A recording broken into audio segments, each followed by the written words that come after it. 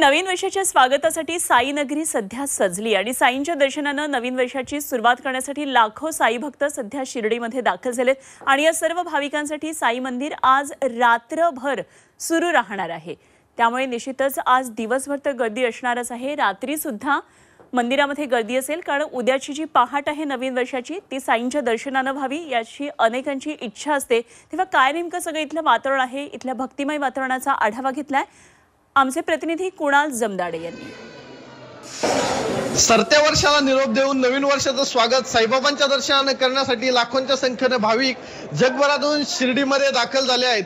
साईबाबांचं दर्शन घेण्यासाठी भाविकांनी लांबच लांब रांगा केल्या असून या ठिकाणी भाविकांचा चोख नियोजन जे आहे ते साई संस्थान प्रशासनाच्या वतीने घेतलं जात आहे। विशेष व्यवस्था साई संस्थान प्रशासनाच्या वतीने करण्यात आली आहे।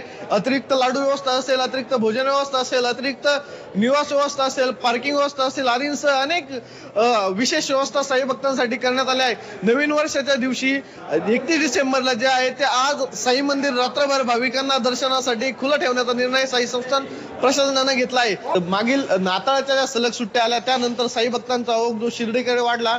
जवळपास 8 दिवसापासून शिर्डीमध्ये लाखोंच्या संख्येने भाविक साईबाबांच्या चरणी नतमस्तक होत असून साई चरणी साईनामाचा गजर करत साई भक्त नवीन वर्षाच्या स्वागतासाठी शिर्डीला जात आहे आणि नवीन वर्षाच्या स्वागताची साई नगरी सजून गेल्याचं बघायला मिळत आहे। कुणाल जमदाडे, जी24 तास, शिर्डी, अहिल्यानगर।